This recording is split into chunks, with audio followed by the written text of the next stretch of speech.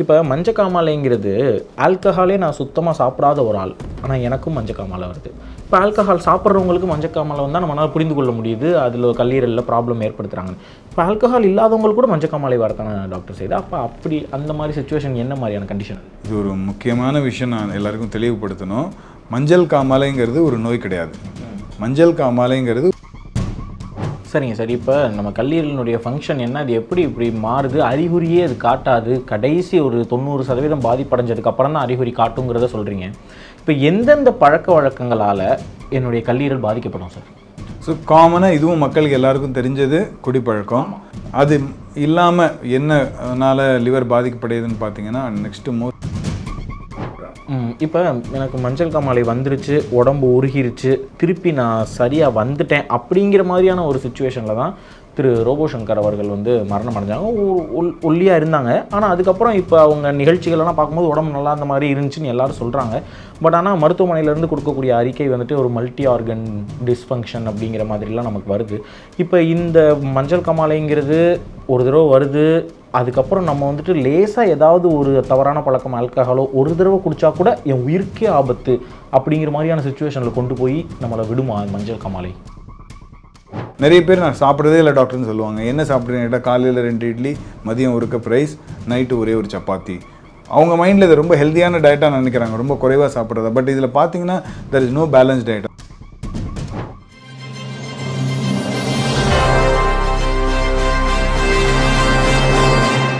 நேற்று வந்துங்க இந்த திரை நட்சத்திரம் திரு ரோபோ சங்கர் அவர்கள் மறைஞ்சிருக்காங்க. அவருக்கு நம்ம சேனல் சார்பாக, தேநீர் இடைவெளி சார்பாக, அவர் குடும்பத்தாருக்கு ஆழ்ந்த இரங்கலை நம்ம தெரிவிச்சுக்கிடுவோங்க. இப்போ 46 வயதில் மறைஞ்சிருக்காங்க. நிறைய பப்ளிக்டெல்லாம் நம்ம பேசும்போது, என்னப்பா 46 வயசுலாம் ஒரு வயசா, அவர் ஏற்கனவே கொஞ்சம் ஒல்லியாக இருந்த மாதிரி இருந்தார், ஆனால் அதுக்கப்புறம் தேறி வந்தார், திருப்பி இப்படி ஆயிடுச்சு, நல்ல வேளை பிள்ளைய கல்யாணம் பண்ணி கொடுத்துட்டாரு இப்படின்னு ஒரு சொந்த ஒரு ஒரு தெரிஞ்சவங்க கிட்ட ஒரு அனுதாபமாக பேசுகிற மாதிரி அவங்க பேசுகிறத பார்க்க முடிஞ்சிச்சு. கலைஞர்களுக்கே உரித்தானது அது. அந்த வகையில் நிறைய மக்களை அவர் சம்பாதிச்சுட்டு போயிருக்காரு அப்படிங்கிறது நான் நினைக்கிறேங்க. இப்போ நம்ம அப்பல்லோ மருத்துவமனையில் இருக்கோம், நம்ம கூட மருத்துவர் இளங்குமரன் இருக்காங்க. நம்ம தெளிவாக ஒரு திரை நட்சத்திரம், ஒரு நிறைய பேருக்கு பிடித்த மனிதராக இருக்கக்கூடியவர், இந்த மாதிரி ஆட்களுக்கு வந்துட்டு ஒரு கல்லீரல் பாதிப்பினால் ஒரு நோய் ஏற்படுதுன்னா, ஒரு சாமானிய மனிதர்கள் நம்மெல்லாம் நம்ம கல்லீரலை எந்த வகையில் எப்படி நம்ம பாதுகாத்துக்கணும்? இந்த மஞ்சள் காமாலை நோய்ங்கிறது அவ்வளவு உயிர்கொல்லி நோயா அப்படிங்கிற மாதிரியான தகவல்களையெல்லாம் நம்ம மருத்துவர்கிட்ட கேட்டு தெரிஞ்சுப்போம். லிவர் டிரான்ஸ்பிளான்ட் ஸ்பெஷலிஸ்ட், 19 வருடம் அனுபவம் இருக்கக்கூடிய மருத்துவர், 1700க்கும் மேற்பட்ட லிவர் டிரான்ஸ்பிளான்டேஷன் பண்ணவங்க. அவங்கக்கிட்டேருந்து கிடைக்கக்கூடிய இந்த வார்த்தைகள் அடுத்து நம்மளுடைய வாழ்க்கைக்கு மிக உறுதியாக ஒரு பயனுள்ளதாக இருக்கும் நான் உறுதியாக நம்புகிறேன். சார் வெல்கம் பண்ணலாம். வணக்கம் சார். வணக்கம். உங்கள்கிட்ட பாசிட்டிவிட்டி, தேநீர் இடைவெளி பாசிட்டிவிட்டி நிகழ்ச்சியில் பேசுகிறதுக்கு எனக்கு மகிழ்ச்சி. முதல் கேள்வி நான் அப்படி தான் கேட்கணும். 46 வயசுங்கிறது ஒரு மரணிக்கும் வயது இல்லை, ஒரு கல்லீரல் பாதிக்கப்பட்டு மறைஞ்சிருக்காங்க அப்படின்றத நம்மளால் பார்க்க முடியுது. அப்படி தான் தகவல்கள் வருது. இந்த கல்லீரல் எப்படி என்னென்ன நம்ம செய்கிற தவறுகளால் இது பாதிப்பு அடையுது? ஸோ கல்லீரல் நம்ம உடலை பொறுத்தவரையில் 1-2 பணிகள் இல்லைங்க, 500 பணிகளுக்கு மேலே நிறைய பண்ணுது கல்லீரல். இதுக்குண்டான மக்கள்கிட்ட இந்த விழிப்புணர்வு இருக்கான்னு கேட்டால் குறைவாக தான் இருக்குன்னு சொல்லுவேன். ஏன்னா இப்போ இருதயம் என்ன பண்ணுது அப்படின்னு சொன்னால் ரத்தத்தை அனுப்புதுன்னு சொல்லுவாங்க, சிறுநீரகம் என்ன பண்ணுதுன்னு சொன்னால் அந்த சிறுநீர் உண்டாக்குதுன்னு சொல்லுவாங்க. பட் கல்லீரோட பணி அப்படி என்னென்னா மேபி டைஜஷன் பண்ண முடியும் அப்படிங்கிற அந்த ஒரு வார்த்தை நிறைய பேர் தெரிஞ்சிருக்கலாம். பட் அது இல்லாமல் உடலில் தேவைப்பட்ட 500க்கும் அதிகமான பணிகளை கல்லீரல் செய்து, அதில் முக்கியமானது பார்த்திங்கன்னா, ஒன்று நம்ம அந்த டைஜஷன் பண்ணுறதுக்காக பித்த நீர் உற்பத்தி ஆகிறது கல்லீரலில். 2வது உடலுக்கு தேவையான நிறைய ஃபங்க்ஷன்ஸ் வந்து நம்ம உடலில் இருக்க ப்ரோட்டீன்ஸ் மூலமாக தான் ஏற்படுது. அந்த ப்ரோட்டீன்ஸ் எல்லாமே லிவரில் தான் உற்பத்தி ஆகுது. அண்ட் செகண்ட், நம்மளோட லிவர் வந்து ஒரு பெரிய ஸ்டோரேஜ் ஹவுஸ். அங்கே எனர்ஜிங்கிறது கிளைக்கோஜன்கிற ஃபார்மில் ஸ்டோர் ஆகிருக்கு. வைட்டமின்ஸ், மினரல்ஸ், இது எல்லாமே நம்ம ஃபங்க்ஷனுக்கு தேவையானது எல்லாமே லிவரில் ஸ்டோரேஜ் ஆகிருக்கு. அண்ட் ஃபைனலி கழிவுகளை அகற்ற ஒரு முக்கியமான பணியும் கல்லீரல் தான் செய்கிறது நம்ம உடம்பில். இதோட ஒரு நல்ல விஷயம் என்னென்னா, ரொம்ப அதிகமான ஒரு கல்லீரல் நம்ம உடலில் இருக்குது.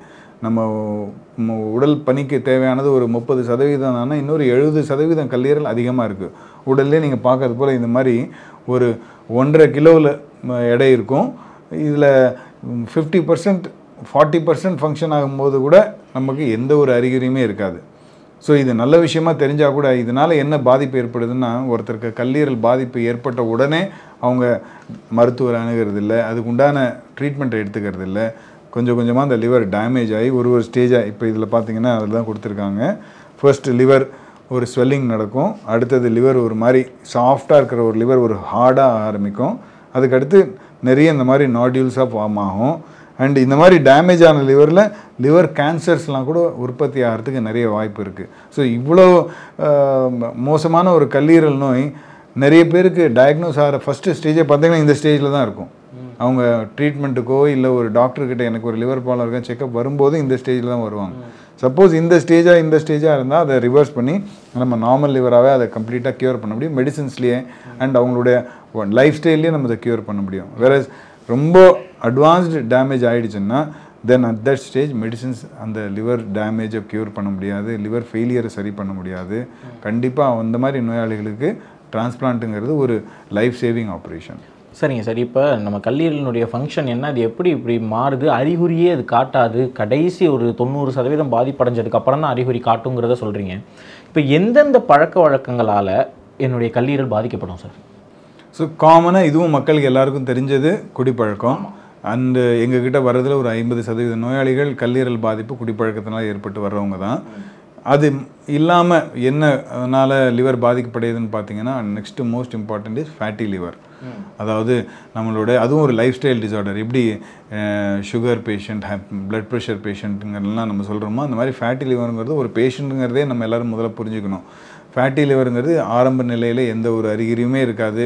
நிறைய பேர் இங்கே வலி இருக்குது, எனக்கு ஒரு மாதிரி கேஸாக இருக்குது, அதெல்லாம் லிவரோட ஃபேட்டி லிவரோட சிம்டம் கிடையாது, அதுக்கு அறிகுறியே கிடையாது. அது லிவரை டேமேஜ் பண்ணதுக்கப்புறம் தான் உங்களுக்கு அந்த அறிகுறியே வர ஆரம்பிக்கும். ஸோ ஃபேட்டி லிவர்னாலையும் நிறைய நோயாளிகள் பாதிக்கப்பட்டு கல்லீரல் டேமேஜ் ஆகி வராங்க. அதுக்கடுத்து இப்போ எப்படி கொரோனா வைரஸ் லங்ஸை டேமேஜ் பண்ணுதோ அதுபோல் ஹெப்படைட்டிஸ் வைரஸ்னு ஒரு குரூப் ஆஃப் வைரஸ் இருக்குது. Hepatitis A, B, C, D, Eன்னு. அதில் BNCங்கிற வைரஸ் ரொம்ப கொடூரமான வைரஸ். அது கொஞ்சம் கொஞ்சமாக கல்லீரலை டேமேஜ் பண்ணி இதே போல் லிவர் ஃபெயிலியர், லிவர் கேன்சர்லாம் உண்டாக்கக்கூடியது. அண்ட் ஃபைனலி மரபணு ரீதியாகவும் நிறைய நோய்கள் இருக்குது. அது குழந்தைகள்லையோ இல்லை ஒரு வளர்ந்தவங்களையோ கூட அந்த மரபணு ரீதியான நோய்கள் கூட கல்லீரலை பாதிக்கலாம். சார், ஃபேட்டி லிவர் அப்படின்னா என்ன சார்? ஏன்னா இந்த வார்த்தையை லாஸ்ட் ஒரு வருஷமாக நிறைய கேட்க முடியுது. இப்போ இதுதான் லிவர் நீங்கள் சொன்னீங்க. இதில் இப்போ ஃபேட்டி லிவர் அப்படின்னா அந்த லிவர் எப்படி இருக்கும், ஃபேட்டி லிவர் எப்படி வரும், ஃபேட்டி லிவர் ஏற்படுவதற்கான காரணம் என்ன, நம்மளுடைய என்ன பழக்கங்களை மாற்றினா ஃபேட்டி லிவர்லேருந்து தப்பிக்கலாம், அதை பற்றி கொஞ்சம் சொல்கிறீங்க. நம்ம கல்லீரலோட எடை 1 கிலோ இருக்குன்னு வச்சுக்கோங்க. இதில் 1 கிலோ இருக்குது. இதில் ஒரு 5-10% கொழுப்பு சத்து இருக்கலாம். 5 to 10%, ஒரு 50 கிராம் 100 கிராம் இருக்கலாம். அது மாதிரி இருக்கும்போது அது கல்லீரலை பாதிக்காது, கல்லீரலில் எந்தவித ஒரு பிரச்சனையும் இருக்காது. வேற 10%க்கு மேலே அந்த லிவரில் ஃபேட் அக்யூமுலேஷன் ஆக ஆரம்பிச்சிருச்சுன்னா ஃபர்ஸ்ட் ஸ்டேஜ் இந்த மாதிரி கலரே சேஞ்ச் ஆக ஆரம்பிக்கும். ஃபேட் மாதிரி ஒரு எல்லோயிஷ் கலரில் சேஞ்ச் ஆக ஆரம்பிக்கும். அண்ட் அந்த ஸ்டேஜில் ஸ்வெல்லிங் மட்டும் நடக்கும். அண்டு ரொம்ப நாள் இந்த மாதிரி லிவரில் அந்த ஃபேட் இருக்கும்போது கொஞ்சம் கொஞ்சமாக லிவரோட செல்ஸ் எல்லாம் அந்த டேமேஜ் பண்ணும்போது ஃபஸ்ட்டு சைன், அது கூட உங்களுக்கு எதுவும் அறிகுறி இருக்காது. உங்கள் blood test, liver function test எடுத்து பார்த்தீங்கன்னா அதில் அப்நார்மலாக இருக்கும். அதில் SGOT, SGPTன்னு சொல்லக்கூடிய அந்த 2 பேராமீட்டர்ஸ் ஜாஸ்தியாக இருக்கும். அதுதான் நீங்கள் உடனடியாக ஆக்ட் பண்ண வேண்டிய ஸ்டேஜ். அந்த ஸ்டேஜில் நீங்கள் கரெக்டாக இதுக்கு முக்கியமான காரணம் லைஃப் ஸ்டைல் தான். நம்மளுடைய உணவு பழக்க வழக்கமும் நம்மளுடைய ஆரோக்கியமான ஒரு லைஃப் ஸ்டைலும் தான். ஸோ அது இல்லாமல் குறைஞ்சிட்டே போகிறதுனால தான் இந்த ஃபேட்டி லிவரும் இப்போ ஜாஸ்தி ஆகிட்டு வருது. ஸோ இதை கண்டுபிடிச்சதுக்கப்புறம் நம்ம டயட்டை சேஞ்ச் பண்ணணும். எப்படின்னா நம்ம புரதச்சத்து ஜாஸ்தியாக்கிட்டு மாவுச்சத்து, கார்போஹைட்ரேட் குறைச்சி நம்ம டயட் எடுக்கணும். அண்ட் அவாய்ட் பண்ணணும் நார்மலி சுகர், ஸ்வீட்ஸ் இது எல்லாத்தையுமே கம்ப்ளீட்டாக அவாய்ட் பண்ணணும். அண்ட் செகண்ட் திங், ஒரு ஆக்டிவ் லைஃப் ஸ்டைல். தினம் ஒரு 30 to 40 minutes ஆகுது ஒரு ஆக்டிவான எக்ஸசைஸ். வாரத்தில் ஒரு 4-5 days ஜாகிங், ஸ்விம்மிங், ரன்னிங், ஏதாவது ஒரு மாதிரி ஆரோபிக்.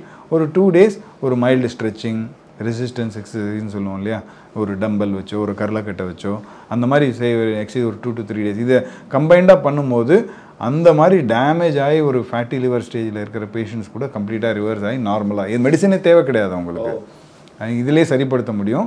அதுக்கும் மேலே இருக்கிறப்போ மெடிசன்ஸும் தேவைப்படலாம். அது டாக்டர்ஸை டெஃபினட்டாக கன்சல்ட் பண்ணணும். சரிங்க சார். இப்போ நீங்கள் ஃபுட்டுன்னு சொல்லும்போது நான் இப்படி கேட்குறேன், இப்போ வடை, பஜ்ஜி, போண்டா, நம்ம அந்த ஜங்க் ஃபுட்டுன்னு சொல்லக்கூடிய இந்த ரோட்டு சைடில் சாப்பிடக்கூடிய உணவுகள், அப்புறம் இந்த மேகி, இந்த சாண்ட்விச், பர்கரு, நீங்கள் என்ன வேணால் பிரெட் ஐட்டம்ஸ் இந்த மாதிரி எது வேணால் எடுத்துக்கோங்க. அப்புறம் அந்த ரீஹீட் பண்ணக்கூடிய ஆயில்ஸில் போடுற டிரான்ஸ்ஃபேட் இருக்கக்கூடியது, இந்த மாதிரி சம்மந்தமான எதுவுமே சாப்பிடக்கூடாதுன்னு சொல்ல வரீங்களா? அதாவது நம்ம உணவில் கார்போஹைட்ரேட், புரோட்டீன், ஃபேட், ஃபைபர் இது ஒரு இருக்கிறது பேலன்ஸ்டாக இருக்கணும். நான் சொல்கிறது ஒரு 20% கார்போஹைட்ரேட் இருக்கலாம், 25-30% ப்ரோட்டீன் இருக்கலாம், 25% ஒரு குட் ஃபேட் இருக்கணும். நம்ம இல்லை ஃபேட்லேயே நம்ம சொல்கிறது குட் ஃபேட்டுங்கிறது இப்போ key is a good fat, coconut oil is a good fat, and avocado oil is a good fat, olive oil is a good fat. So அந்த மாதிரி குட் ஃபேட் நிறைய இருக்கணும். And finally fibres. ஏன்னா ஃபைபர்ஸோட function நம்ம வெறும் மலச்சிக்கல் மட்டும் இல்லாமல் இருக்கிறதுக்கு மட்டும் இல்லை, நம்ம பிளட் சுகர் லெவல்ஸை ப்ராப்பராக மெயின்டைன் பண்ணுறதுக்கும், நம்ம உடலில் அந்த நியூட்ரிஷன் கரெக்டாக இருக்கிறதுக்கும் கூட தேவை நார்ச்சத்துக்கள். ஸோ இதை மிக்ஸ் பண்ணி கரெக்டாக வச்சுக்கிறது தான் இம்பார்ட்டன்ட். இப்போ நிறைய பேர் நான் சாப்பிட்றதே இல்லை டாக்டர்னு சொல்லுவாங்க. என்ன சாப்பிட்றீங்க கேட்டால் காலையில் 2 இட்லி, மதியம் ஒரு கப் ரைஸ், நைட்டு ஒரே ஒரு சப்பாத்தி. அவங்க மைண்டில் இது ரொம்ப ஹெல்த்தியான டயட்டாக நினைக்கிறாங்க, ரொம்ப குறைவாக சாப்பிட்றதா. பட் இதில் பார்த்தீங்கன்னா there is no balance diet. அதில் ஒரு ஃபைபரே இல்லை, அவங்களுக்கு ப்ரோட்டீனே இல்லை, அவங்களுக்கு கரெக்டான ஃபேட் கண்டென்ட் இல்லை. So that is what we want to say. Balanced diet சாப்பிட்றது ரொம்ப இம்பார்ட்டன்ட். அண்ட் ஸ்பெசிஃபிக்காக ஃபேட்டி லிவர் அந்த மாதிரி இருக்கும்போது இன்னுமே கார்போஹைட்ரேட்டை ரொம்ப குறைச்சி சாப்பிடும்போது கம்ப்ளீட்டாக குணமாயிட முடியும். சரி சார். இப்போ ஃபேட்டி லிவர் பற்றி சொல்லும்போது சொன்னீங்க, ஃபேட்டி லிவரே இருந்தால் கூட நம்ம மருந்துகளே இல்லாமல் கூட அதை ஒரு சில பழக்கவழக்கங்களால் திருப்பி கொண்டு வந்துட முடியும்னு. அந்த தன்மை கல்லீரலுக்கு மட்டும்தான் இருக்கும் உடல் உறுப்புகளில். அதாவது தன்னைத்தானே அந்த புதுப்பித்து கொள்ளும் நம்ம ஒரு நகம், ஒரு முடி, அது போல் வளர்ச்சி கூட அடையிற ஒரே ஒரு உறுப்புன்னா அது கல்லீரல் மட்டும்தான். வேறு எந்த ஒரு உறுப்புக்குமே இந்த ரீஜெனரேஷன் இவ்வளோ ஒரு அற்புதமாக நடக்கிறது இல்லை. நம்ம ஒருத்தருக்காக ஒரு லிவரை ரிமூவ் பண்ணி சர்ஜரி பண்ணுறோன்னா வித்தின் 1.5 to 2 months 500 கிராம் எடுத்தோன்னா அந்த 500 கிராம் உடனே இம்ப்ரூவ் ஆகிடும். இந்த சர்ஜரி பண்ண அடுத்த நாளே அந்த லிவர் வளர்கிறதுக்கு உண்டான செல்லுலர் எவிடன்ஸ் எல்லாம் இருக்குது. ஸோ அவ்வளோ இப்படி ஒரு முக்கியமான உறுப்பை நம்ம பாதுகாக்க வேண்டியது ரொம்ப இம்பார்ட்டண்ட். அப்போ ஆல்கஹால் எடுக்காமல் இருந்துட்டு சத்தான பேலன்ஸ் டயட் சாப்பிட்டு நான் எக்ஸசைஸ் பண்ணி ஒரு ஆக்டிவாக இருந்தேனாலே என்னுடைய கல்லீரலை பற்றின கவலை எனக்கு தேவையில்லை அப்படிங்கிறத புரிஞ்சுக்கலாமா? கண்டிப்பாக. சரிங்க சார். இப்போ மஞ்சக்காமாலைக்கு வருவோம் சார். இப்போ மஞ்சக்காமாலைங்கிறது ஆல்கஹாலே நான் சுத்தமாக சாப்பிடாத ஒரு ஆள், ஆனால் எனக்கும் மஞ்சக்காமாலை வருது. இப்போ ஆல்கஹால் சாப்பிட்றவங்களுக்கு மஞ்சக்காமாலை வந்தால் நம்மளால் புரிந்து கொள்ள முடியுது, அதில் கல்லீரலில் ப்ராப்ளம் ஏற்படுத்துகிறாங்க. இப்போ ஆல்கஹால் இல்லாதவங்களுக்கு கூட மஞ்சக்காமாலை வரத்தான டாக்டர் செய்து, அப்போ அப்படி அந்த மாதிரி சுச்சுவேஷன் என்ன மாதிரியான கண்டிஷன்? இது ஒரு முக்கியமான விஷயம் நான் எல்லாருக்கும் தெளிவுபடுத்தணும். மஞ்சள் காமாலைங்கிறது ஒரு நோய் கிடையாது. மஞ்சள் காமாலைங்கிறது ஒரு நோயோட அறிகுறி. உங்கள் உடலில் மஞ்சள் காமாலை ஏற்படுறதுக்கு நிறைய ரீசன் இருக்கலாம். அதில் ஒரு ரீசன் தான் லிவர் டேமேஜ். கல்லீரல் டேமேஜ் ஆனால் அந்த பித்தம் உற்பத்தி ஆகிறது கல்லீரலில், அதில் ப்ராப்ளம் வர்றதுனால உங்களுக்கு மஞ்சள் காமாலை ஏற்படுது. அப்படி இல்லாமல் உங்கள் சிம்பிளான ஒரு கால் ஸ்டோன்ஸ், பித்தப்பையில் கற்கள் ஏற்படுது இல்லையா, அது அந்த பித்த குழாயில் அடைப்பு ஏற்பட்டுட்டாலும் அப்போ கூட மஞ்சள் காமாலை வரலாம்.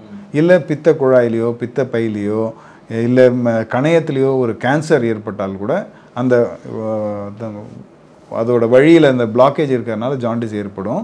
ஸோ எதனால் முதல்ல அந்த ஜாண்டிஸ் இருக்குங்கிறத ஐடென்டிஃபை பண்ணுறது ரொம்ப important. Simple virus infection, hepatitis வரும்போது அதோட ஃபஸ்ட்டு சிம்டம் ஜாண்டிஸ் தான். ஸோ ஜாண்டிஸ்னு அந்த பிலிரூபின் லெவல் ஜாஸ்தியாக இருக்குன்னு ஐடென்டிஃபை பண்ணுறப்ப எதனால் அதை இருக்குங்கிறத ஐடென்டிஃபை பண்ணுறது ரொம்ப இம்பார்ட்டன்ட். நீங்கள் சொன்னது போல் குடிப்பழக்கம் இருக்கிறவங்களுக்கு டெஃபினட்டாக லிவர் டேமேஜ் இருக்கும், அதனால் ஜாண்டிஸ் வந்திருக்குன்னு நம்ம அசியூம் பண்ண முடியும். அப்படி இருந்தாலும் கூட மற்ற எல்லா ரீசன்ஸையும் ரூல் அவுட் பண்ணிவிட்டு அதுக்கு அடுத்து ட்ரீட்மெண்ட் பண்ணுறது தான் கரெக்ட். ஏன்னா ஒன்றுக்கும் வேறு ட்ரீட்மெண்ட். உங்களுக்கு லிவர் டேமேஜுக்கு மெடிக்கல் ட்ரீட்மெண்ட் இருக்குது, சர்ஜிக்கல் ட்ரீட்மெண்ட் இருக்குது. உங்களுக்கு கால் ஸ்டோன்ஸ்னால் அதுக்கு எண்டோஸ்கோபிக் ட்ரீட்மெண்ட் இருக்குது, சர்ஜிக்கல் ட்ரீட்மெண்ட் இருக்குது. கேன்சர்னால் அதுக்கு உண்டான ட்ரீட்மெண்ட் இருக்குது. அந்த மாதிரி அணுகி எடுத்துக்கிறது தான் கரெக்டாக இருக்கும். சரி டாக்டர், இப்போ நான் மஞ்சள் காமாலை எனக்கு வந்துருச்சு, நான் இப்போ ஒரு மருத்துவமனைகிட்ட போகிறேன், அந்த மருத்துவமனை எனக்கு மஞ்சள் காமாலையை சரி பண்ணிட்டாங்க. அதுக்கப்புறம் திருப்பி 3 மாதத்துக்கு ஒரு தடவையோ 4 மாதத்துக்கு ஒரு தடவையோ என்னுடைய பிலிருபின் வேல்யூவையோ இல்லை LFT, அதாவது லிவர் ஃபங்க்ஷன் டெஸ்ட், கல்லீரல் எப்படி வேலை செய்யுதுங்கிறதையோ நான் செக் பண்ணிகிட்டே இருக்கணுமா தொடர்ந்து? நான் ஒரு கான்ஸ்டண்ட்டாக ஏதோ ஒரு வகையில் 3 மாதத்துக்கு ஒரு தடவை போய் பிலிருபினை செக் பண்ணுற மாதிரியான இடத்துக்கு மஞ்சள் காமாலை வந்தாலே நான் போயிடுறேனா?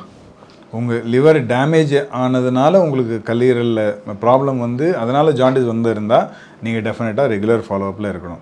மாதம் ஒரு முறையோ 3 மாதங்களுக்கு ஒரு முறையோ உங்களோட ரத்த பரிசோதனை செய்யணும், தேவைப்பட்ட அல்ட்ராசவுண்ட் ஸ்கேன் செய்யணும். ஏன்னா அதை பார்த்து தான் நம்ம ட்ரீட்மெண்ட்டை நம்ம கரெக்டாக கண்டினியூ பண்ண முடியும். அப்படி இல்லாமல் இந்த ஸ்டோன்ஸ்னால் ஏற்பட்டாலோ இல்லை லிவர் இன்ஃபெக்ஷனால் ஏற்பட்டாலோ அதெல்லாம் முழுசாக குணமடைஞ்சு நீங்கள் ஃப்யூச்சரில் அதை பற்றி கவலைப்பட தேவையில்லை. அந்த பிலிருபின் வேல்யூ வந்து கல்லீரலோட தொடர்புடையதா அல்லது நம்ம இது மஞ்சள் காமாலையான வேறு சிம்டம்ஸ்னால கூட அது வேறு பிலிருபின்ங்கிறது நம்ம கொழுப்பு சத்தை டைஜஸ்ட் பண்ணுறதுக்காக லிவர் உற்பத்தி பண்ணுற இந்த பைல் ஜூஸ் அதில் இருக்கிற பிக்மெண்ட் தான் பிலிருபின். அது வேல்யூ என்ன டாக்டர்? எவ்வளோ? நார்மல் 1 பாயிண்ட்டுக்கு கீழே இருக்கணும். 1 பாயிண்ட்டுக்கு மேலே இருந்தாலே நம்ம அது அப்நார்மல்ங்கிறது உடனே ஆக்ட் பண்ணணும். அப்போ அது வந்து இப்போ பிலிருபின் 1 பாயிண்ட்டுக்கு மேலே எனக்கு இருக்குனாலே கல்லீரலால் தான் எனக்கு மஞ்சள் காமாலை வந்திருக்குங்கிறத புரிஞ்சுக்கலாமா? கல்லீரலால தாங்கிறதுக்கு தான் நம்ம ஸ்கேன்ஸ் எல்லாம் பார்க்கணும். சப்போஸ் ஸ்டோன்ஸ்னால பிளாக்கேஜ் இருந்ததுன்னா கூட ஜாண்டிஸ் வரலாம் இல்லையா? பிலிருபின் கூடும். ஓகே, அது நம்ம டெஸ்ட்ல நம்ம ஐடென்டிஃபை பண்ண முடியும் கிளியரா. இப்போ எனக்கு மஞ்சள் காமாலை வந்துருச்சு, உடம்பு உருகிருச்சு, திருப்பி நான் சரியாக வந்துட்டேன் அப்படிங்கிற மாதிரியான ஒரு சுச்சுவேஷனில் தான் திரு ரோபோ சங்கர் அவர்கள் வந்து மரணம் அடைஞ்சாங்க. ஒல்லியாக இருந்தாங்க. ஆனால் அதுக்கப்புறம் இப்போ அவங்க நிகழ்ச்சிகளெல்லாம் பார்க்கும்போது உடம்பு நல்லா அந்த மாதிரி இருந்துச்சுன்னு எல்லாரும் சொல்கிறாங்க. பட் ஆனால் மருத்துவமனையிலேருந்து கொடுக்கக்கூடிய அறிக்கை வந்துட்டு ஒரு மல்டி ஆர்கன் டிஸ்ஃபங்க்ஷன் அப்படிங்கிற மாதிரிலாம் நமக்கு வருது. இப்போ இந்த மஞ்சள் காமாலைங்கிறது ஒரு தடவை வருது, அதுக்கப்புறம் நம்ம வந்துட்டு லேசாக ஏதாவது ஒரு தவறான பழக்கம் ஆல்கஹாலோ ஒரு தடவை குடித்தா கூட என் உயிருக்கே ஆபத்து அப்படிங்கிற மாதிரியான சுச்சுவேஷனில் கொண்டு போய் நம்மளை விடுமா மஞ்சள் காமாலை? ஆல்கோஹால்னாலேயோ மற்ற எந்த காரணத்தினாலும் லிவர் டேமேஜ் ஆகும்போது நம்ம வந்து அதை 3 ஸ்டேஜாக பிரிக்க முடியும். early stage, intermediate and late ஸ்டேஜ்னு. இதில் இந்த ஏர்லி ஸ்டேஜ், அந்த ஆரம்ப நிலையில் கல்லீரல் டேமேஜ் இருக்கிற நோயாளிகளுக்கு டிரான்ஸ்பிளான்ட் தேவை இருக்காது. அவங்களுக்கு நம்ம மெடிக்கல் ட்ரீட்மெண்ட் கொடுத்து அவங்கள ஸ்டேபிளாக வச்சுருக்க முடியும். ஆனால் இதனால் அவங்க குணமாயிட்டாங்கன்னு அர்த்தம் கிடையாது. லைஃப் லாங் அதே டேமேஜ் லிவருடைய தான் அந்த பேஷண்ட் இருப்பாங்க. அண்ட் அதற்கு தொடர்ந்து அவங்க ஆரோக்கியமாக இருந்தாங்க, அவங்க லிவரில் திரும்பி ப்ராப்ளம் வரலைன்னா அவங்களால அந்த லிவரோடைய கண்டினியூ பண்ண முடியும். அன்ஃபார்ச்சுனேட்டாக திரும்ப ஒரு இன்ஃபெக்ஷன் வந்ததுனாலையோ இல்லை வேறு ஏதாவது ஒரு ரீசன்னால லிவர் டேமேஜ் ஆச்சுன்னா அவங்க அந்த ஏர்லி ஸ்டேஜ்லேருந்து இமீடியட்டாக அட்வான்ஸ்டு லிவர் ஃபெயிலியருக்கு தள்ளப்படுவாங்க.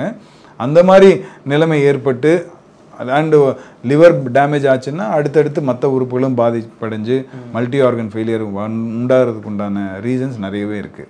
அதான் இப்போ லிவர் பாதிப்பு அடைஞ்சா மற்ற உறுப்புகளையும் இதை சேர்த்து பாதிப்படைய வைக்குமா? கண்டிப்பாக ஒன்னோட தொடர்புடையது. அதுதான் இன்டர்மீடியேட் ஸ்டேஜில் தான் அந்த லிவர் ஃபெயிலியர் சிம்டம்ஸ் வரும். ஜாண்டிஸ், வயரில் நீர் கோக்கிறது, கை கால் வீக்கமடைகிறது, பிளட் வாமிட் எடுக்கிறது, சில பேர் அன்கான்ஷியஸ் ஆகிடுவாங்க. அந்த மாதிரி நியூரலாஜிக்கல் சிம்டம்ஸ் வர்றது இதெல்லாம் இன்டர்மீடியேட் ஸ்டேஜில் வர ஆரம்பிக்கும். லேட் ஸ்டேஜில் இந்த லிவர்னால் மற்ற உறுப்புகள் கிட்னி ஃபெயிலியர் வர்றது, ஹார்ட் ப்ராப்ளம், லங்கில் பிளட் ப்ரெஷர் ரைஸ் ஆகிறது, இந்த மாதிரி மற்ற ஆர்கன் காம்ப்ளிகேட்டட் ஸ்டேஜ் வர்றது தான் லேட் ஸ்டேஜ்.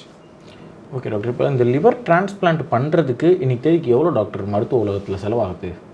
ஸோ கல்லீரல் மாற்று அறுவை சிகிச்சைங்கிறது உங்களுக்கே தெரியும், ஒரு மாடர்ன் மெடிசனோட ஒரு மிரக்கல் உச்சம்னு சொல்லலாம். இதில் வந்து ஒரு சர்ஜரியில் 2 சர்ஜரி நடக்குது. தானம் கொடுக்குறவங்கள உடல்லேருந்து ஒரு சர்ஜரி, ரெசிபெண்ட்லேருந்து ஒரு சர்ஜரி, அண்டு அதன் பிறகு அந்த பேஷண்ட் சக்ஸஸ்ஃபுல்லாக சர்ஜரி முடிஞ்சதுக்கப்புறம் கூட ஐசியூவில் அவங்க ஒரு 10 days 2 weeks ரொம்ப ரிக்கவரி பண்ணுறது, இது எல்லாமே இம்பார்ட்டண்ட். இவ்வளோ பெரிய ப்ரொசீஜருங்கிறதுனால டெஃபினெட்லி அது எக்ஸ்பென்சஸ் இருக்குது. நிறைய ஹாஸ்பிட்டல்ஸில் இப்போ அரவுண்டு ஒரு 24 to 26 lakhs செலவில் இந்த ஆப்ரேஷனை பண்ண முடிஞ்சுது. தமிழ்நாட்டை மக்களை பொறுத்த வரைக்கும் நல்ல விஷயம் என்னென்னா, செலவு செய்ய முடியாத மக்களுக்கு, வறுமை கோட்டு கீழே இருக்கவங்களுக்கு நம்ம முதல்வர் காப்பீட்டு திட்டம் மூலியமாக ப்ரைவேட் தனியார் மருத்துவமனையில் கூட நம்ம இந்த கல்லீரல் மாற்று அறுவை சிகிச்சையை அவங்களுக்கு செலவில்லாமல் செஞ்சுட்ருக்கோம். மகிழ்ச்சி doctor, thank you so much for your time. உங்களுடைய பிஸி ஸ்கெட்யூலில் எங்களுக்கு இந்த நேரத்தை கொடுத்ததுக்கு ரொம்ப நன்றி. உங்களுடைய விஸ்டம் எங்கள் கூட பகிர்ந்துக்கிட்டதுக்கு நன்றி. ஃபார் அ மினிட் லாஸ்ட்டாக நீங்கள் மக்கள்கிட்ட ஏதாவது இந்த சம்பவத்தை ஒட்டி ஒரு அவேர்னஸ் மாதிரியோ ஒரு அறிவுரை மாதிரியோ உங்களுடைய அனுபவத்தில் ஒரு நிமிஷம் நீங்கள் ஏதாவது பேசுகிறதுனா டேரெக்டாக you can speak to the people. வருமுன் காப்போம் ரொம்ப ரொம்ப ஒரு முக்கியமான ஒரு பழமொழி நான் சொல்லுவேன்.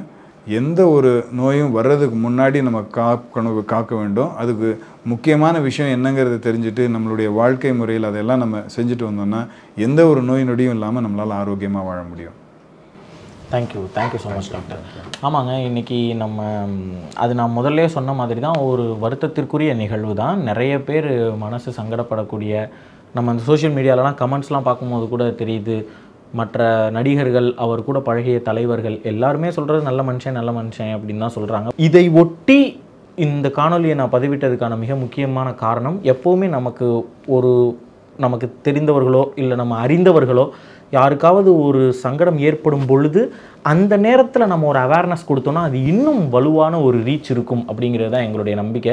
நம்ம சதீஷை வச்சு சதீஷ்க்கு மஞ்சக்காமாலை ஏற்பட்டப்போ என்ன நடந்துச்சுங்கிறத ஒரு அனுபவமாக பதிவிட்டோம். இதுக்கு முன்னாடி ஒரு மருத்துவர்கிட்ட கேட்டும் பதிவிட்டோம். ஆனால் அதில் அவ்வளோ பெரிய மக்கள்கிட்ட கொண்டு போய் எங்களால் சேர்க்க முடியல. இந்த நிகழ்வை ஒட்டி எங்களால் இதை ஒரு விழிப்புணர்வாக பதிவிட முடிஞ்சிச்சு. அதுக்கு மருத்துவர்களுடைய உதவியோடு மருத்துவர்களுடைய அறிவுகளையும் நம்ம கூட பகிர்ந்துக்கிட்டாங்க. நிச்சயமாக உங்களுடைய கல்லீரலை பாதுகாத்துக்கங்க. 25 லட்சத்துக்கு நமக்கு வழி கிடையாது. நம்மகிட்ட இருக்கிறது ஒரு வாழ்க்கை. அந்த வாழ்க்கையை உடல் உறுப்புகள் வந்துட்டு நம்மளே போக்குற மாதிரி நம்ம வாழ வேண்டாம். நல்லபடியாக வாழ்வோம். ஆல்கஹால் சுத்தமாக குடிக்காதீங்க. டிரான்ஸ்ஃபேட் இருக்கிற மாதிரி ரீஹீட் பண்ணப்பட்ட ஆயில் பொருட்கள் நிறையா சாப்பிடாதீங்க. உடம்புக்கு உழைப்பு கொடுத்துக்கிட்டே இருங்க. இதெல்லாம் தான் டேக்அவே. இந்த டேக்அவேலாம் வச்சுக்கிட்டு நல்லபடியாக நம்ம வாழ்ந்து நல்ல முறையில் வாழ்வோம். இதுதான் இன்றைக்கி நான் உங்ககிட்ட பகிர்ந்துக்கணும்னு ஆசைப்படுறது. Thank you doctor. Thank you for your time. எல்லாருக்கும் ரொம்ப நன்றி.